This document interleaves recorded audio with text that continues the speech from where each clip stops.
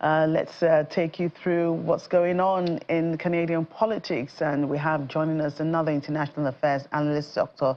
Charles Chukwunaru. Thank you so much for joining us on the program today. He joins us from Alberta in Canada.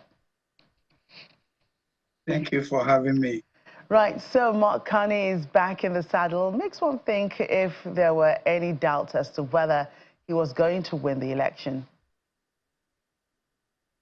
Well, for me, I had no doubt. If you recall the interview I had with Channels TV about 1 month ago, I called the election.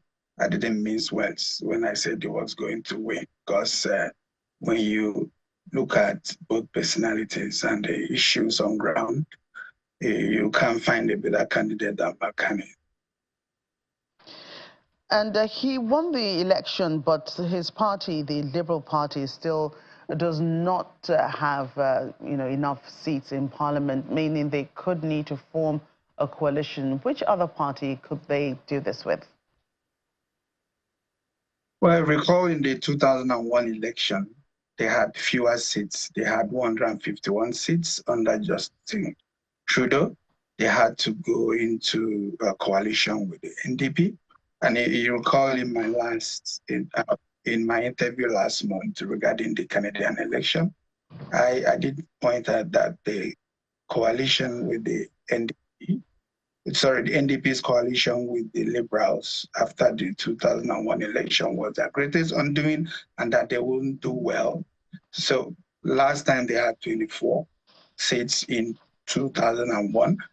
This time around, they have just 7 seats. So, and when you also consider the fact that they play the same center-left politics with the Liberals, so I think that there will be a continuation of the past alliance or coalition under Justin Trudeau. And then you rightly said in your intro that the threshold for working majority in the Canadian Parliament is 172, and the Liberals currently have 168, so they need just about 4 seats, and NDP has 7 seats. So I think if the votes are concluded, if the counting is concluded and it stays the way it is my guess that the 7 seats of NDP will help the Liberals to form a working majority in the Parliament. And a Conservative leader, that's Pierre Poilievre, had expected to become Prime Minister, but the distance between the number of votes he got and that of Mark Carney is wide. How did his politics differ from Mr. Carney's that may have appealed to Canadians more? You know why I'm smiling? He even lost his seat. Wow. He's not even coming back. He lost in Carleton. See, the interesting thing about Canadian politics, which maybe we'll talk about that later, is that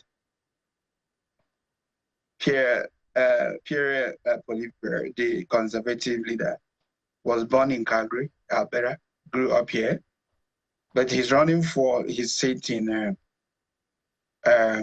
Ottawa, Carleton, where he has been winning election in the past 2 decades, but he lost now. And the Prime Minister himself was born in, I think, Northwest Territories, grew up in Edmonton, Alberta. So technically, they are both from Alberta, but they both ran for their seats in Ottawa. Why the Prime Minister ran in Nepean, in Ottawa, the Conservative leader ran in Carleton, Ottawa. While the Prime Minister won his seat, this is the first election he's running in his life. So it's like both Obi in Nigeria, both Peter Obi, Tinubu, Atiku, all running for seats in Abuja. Can you imagine that? Anyway, that's by the way. So he lost his seat. Back to your question. The reason is Donald Trump. As of January first week of January, the Conservatives were beating the Liberals in the poll by over 20%. In fact, it was rumored that the Liberal Party may not even have enough votes to become an official national party. In Canada, the parties in parliament will have a minimum of 12 seats to have the status of an official party. So it was even rumored that the Liberals may not even become an official party. That was how poor their poll rating was. But with Donald Trump coming to power in the US, Justin Trudeau stepping down and bringing someone like Carney to fill in, everything changed. It all became about who can handle Donald Trump. And if you look at both personalities, you see there's a lot of difference. While Carney has a PhD in economics, studied in Harvard and Oxford, he has been governor of Bank of England, governor of Bank of Canada, the first individual to be the governor of central bank of two G7 countries. Well, he has sat on the UN climate chair. He has done so many. He's well experienced. You can't compare both in terms of achievement and international exposure. In fact, it's someone that Donald Trump himself even respects. Our former Prime Minister, Justin Trudeau, Donald Trump was referring to him as Governor Trudeau, governor of 51st state of America. That's referring to Canada. But since Carney came, he never used such adjectives to describe him. He calls him respectfully, he addresses him respectively as Prime Minister Carney. So now talking about the rhetoric, their campaign talks and all that. Whereas the Labour leader, Pierre Poilievre, was hitting on Justin Trudeau about rising cost of living, border control and immigration. So he was hitting hard on the former Prime Minister Justin Trudeau and became very popular with such rhetorics. But with the advent of Donald Trump in the White House, nobody was even talking about that anymore. Well, everybody is talking. It's now an existential issue. It's now an issue of who will handle Trump and stop Trump from annexing Canada, to stop Donald Trump from destroying the Canadian economy. So the past rhetoric of border control, crime, and rising cost of living was no longer resonating because it's all about.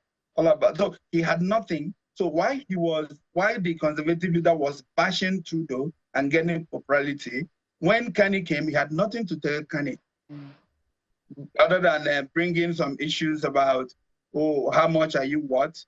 When you were sitting as a chair at Brookfield, one of the biggest real estate companies in the world, there was tax issues, and then you did it. In fact, he lost his gravitas immediately. Carney came, and then the narrative changed. He had little or no time to even know what to say.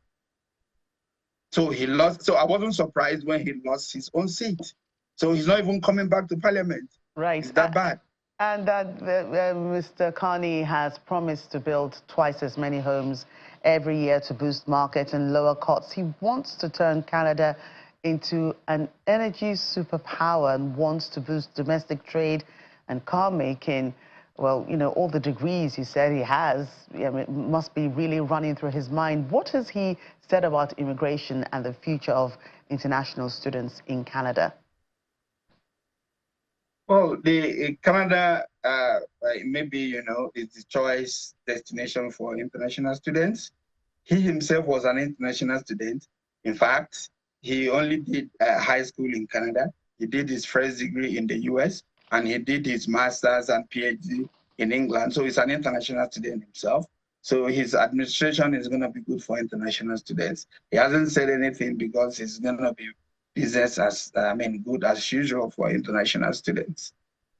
And then concerning immigration, well, he had up till this moment today, when he technically probably, because I checked his profile, I see that he's no longer a citizen of the UK and a citizen of Ireland. But as at yesterday, he was a Canadian citizen, a citizen of United Kingdom, and then of course Irish citizenship. But now that he's going to be sworn into Parliament he may have to renounce that of England. I don't know. But so why I'm saying that is that he himself, his generations migrated from Ireland, and then he has held citizenship of other countries other than Canada. So I think he's going to be very immigration friendly. Right. He hasn't said he wasn't going to. He hasn't said he was going to do otherwise. And well, I've given you his background, so it's good. Yes, a very interesting background too. Very interesting conversation. I must thank you for your time again, Dr. Chukwunaru. I wanted to draw. Sorry. I wanted to draw lessons for Nigeria. It's a very important. I don't know if you give me the time. Go ahead. All right.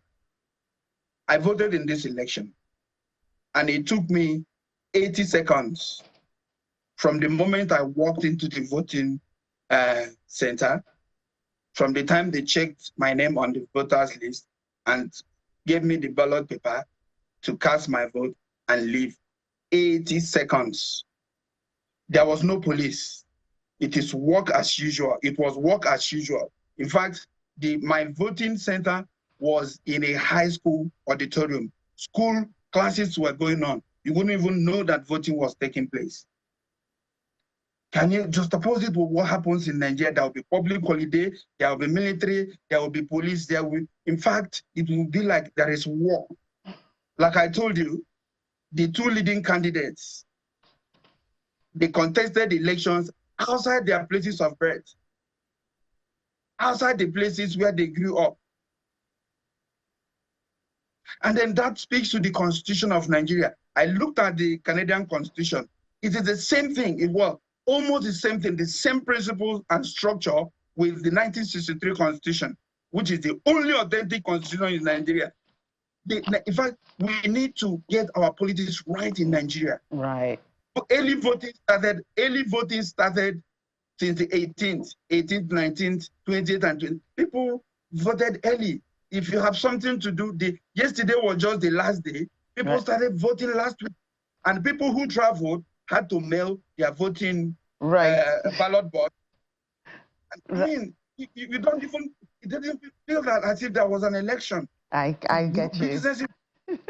I get you. Lessons learned. You'll be sorry for Nigeria.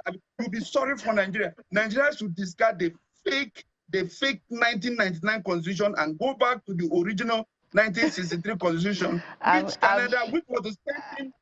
Dr. Chukwunaru, I'm sure your voice has been heard loud and clear all the way from Canada. Lessons learned, I'm sure. Thank you again for your time on the program today. Thank you for having me.